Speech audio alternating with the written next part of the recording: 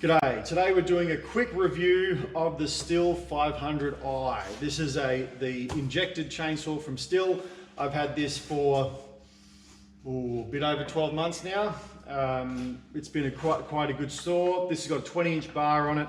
When I purchased it, it did come with the 25, but it's got a 20 on it at the minute, just because what I've been cutting in firewood at the moment hasn't required a 25-inch bar, so we're running the 20-inch on it at the minute. So how have I bought this? Why did I buy it? How have I found it? Why did I buy it in the first place? I needed a bigger saw. I came off a Stihl MS500i, the Farm Boss. Yes, this is a different class of Stihl to the MS500i, no argument there. I came off the MS500i, and the reason I came off it principally was I was pretty much at the limit of what it was doing. It was okay, but then I needed to do a rebuild. I was getting to the age where I needed to do a rebuild, and it was the previous model MS500i, and MS500i model that I had is incredibly hard to get the parts for it. To get a bore kit, a cylinder kit for it was extremely difficult and extraordinarily expensive.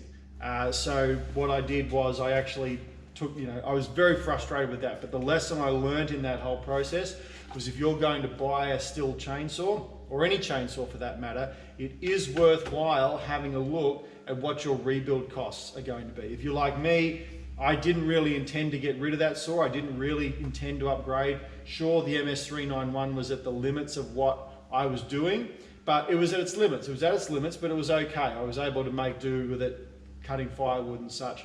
That was fine. So, but because I couldn't rebuild it, which I am more well capable of doing myself, because I couldn't rebuild it, I made the call to sell it. And I told someone, look, I said, I reckon it's coming up to rebuild time.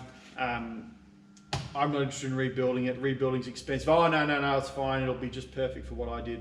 Fine, no problem. Look to get rid of it. Then I needed to step into a new saw. And I wanted something, one of the big things I wanted, one of my chief characteristics was I wanted more power, ideally, because I knew that my previous saw was on its limit. I would have liked to run a 25-inch bar, but ideally I didn't want it any heavier than my MS500i, which is a challenge typically, because as you go up in sizes of chainsaw and get more power, the chainsaws get heavier. Thankfully, the MS500i that I had was quite an old model. It was probably purchased in the early 2010s, I'd say, 2012, 2011 maybe, I don't remember exactly, but something like that. There's been an upgrade on the MS500i in that time, and it's got a little bit lighter, but saws have got lighter.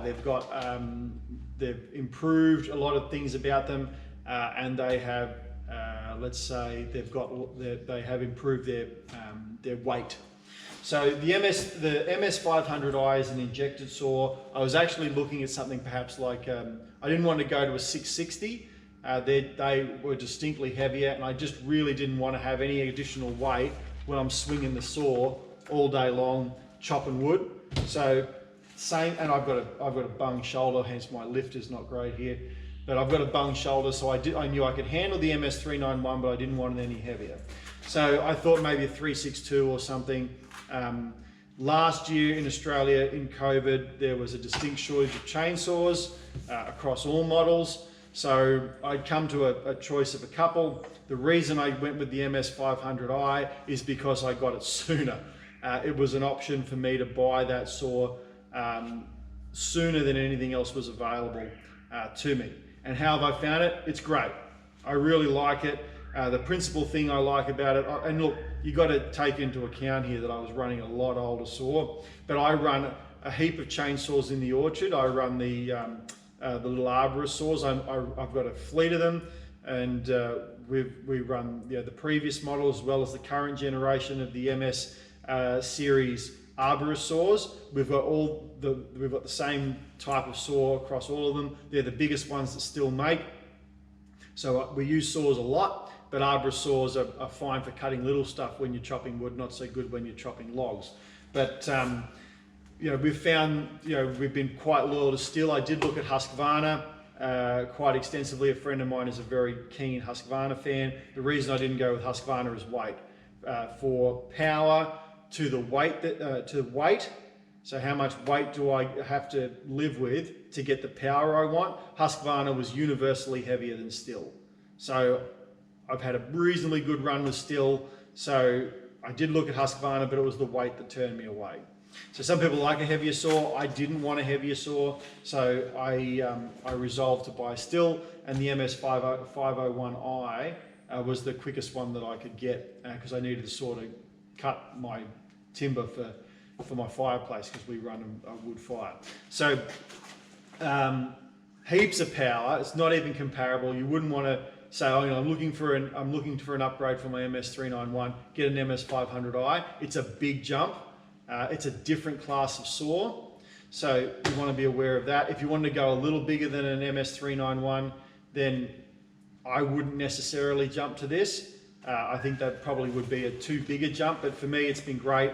And I really, you know, I had a short list. I would have taken, you know, the next one down below the 500i, and I would have been quite happy. But the additional power never goes astray, particularly when you're doing, you know, heavy logs and stuff. So it's an injected saw. I've had no problem with that. Certainly, I find it's the easiest saw I've ever had to start. I'm sawing with it all the time at the moment, chopping wood, and it is over time, over the last year I've had it, I've never had a saw that will start as quickly and consistently as this one. It's absolutely fantastic in that regard. Push button to stop it, very, very easy. You know, other than that, it's conventional Stihl. You know, your decompression switch, chain brake, or, you know, bars and chains. I've got carryovers from my last saw in chains. They bolt straight onto this, no problems at all.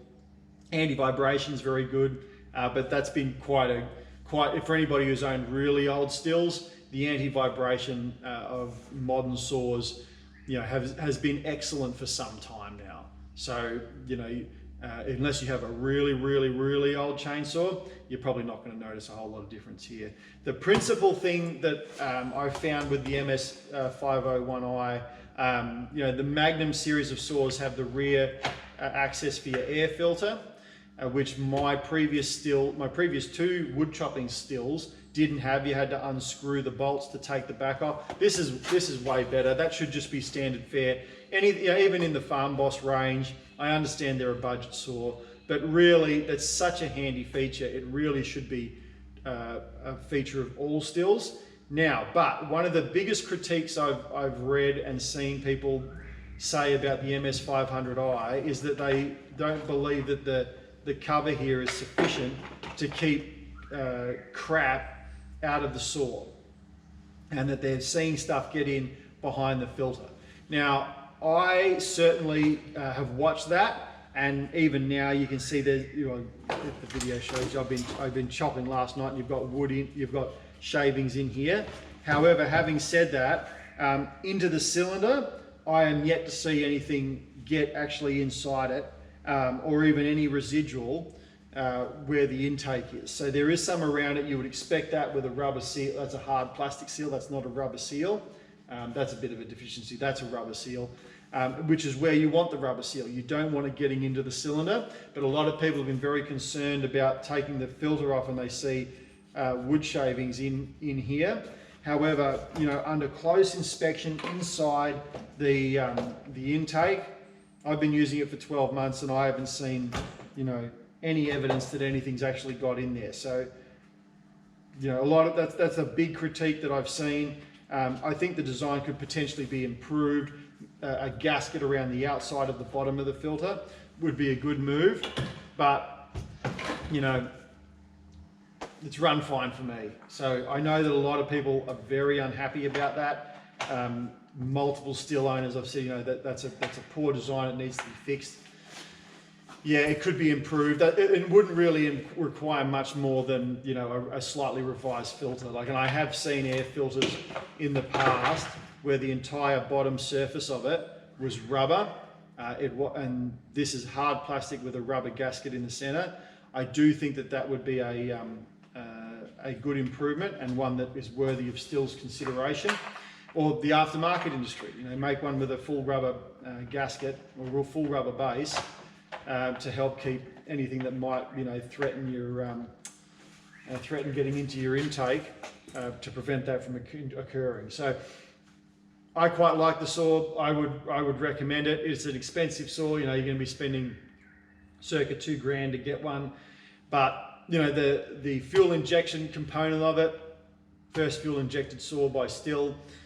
Question marks over how that's going to go over time. I'm only 12 months into it and I found it fine. I love the ease of start. I love the power. Efficiency, much of a muchness. You know, I wouldn't buy it with an expectation of greater fuel efficiency. I wouldn't want that to be your principal motivation for buying it. Most people I seem to buy one are buying it so they can say they've got a fuel injected saw. I don't care about that so much. I just want a saw that's going to work, that I can maintain the weight. You know, my brother-in-law's got an MS500i, which is a big saw. You know, I wouldn't want to swing that all day. And you know, in terms of power, weight certainly has some advantages when you're cutting at times. However, in use of that saw, in use of this saw, I would take this saw over it just because. You know, it's an older saw, admittedly. There's a newer model now, but this will absolutely run with it with a 25-inch bar, and it's lighter. It's lighter, so it wins. And it's less bulky. The form factor of it in terms of grabbing it and using it and maneuvering it, I find that a lot better. So yeah, good saw. If you need the power, I think it's a good choice. Having said that, you know, going one below it in the model range for Stihl I would have equally been happy with. My brother has one of them, a 362, and I quite like that saw. I'd be more than happy to own it. But I found it good. We'll do another review in another year or another year after that, perhaps, and see how it goes with tenure. Because you know, the oldest Stihl saw I have that I personally bought brand new is about 14 years old at this point and still going. It's an arborist saw, an MS500i, and it's still going very well. And that's what I expect this to do. I expect it to last a long time. I'll be disappointed if I'm not using this in another decade. So we'll see how it goes. We'll update as it goes along. And the big question will be whether the move to an injected saw was a good idea or a bad idea, but we'll see. So. But you know, not running anything different down the front end of it. Still chain, still bar.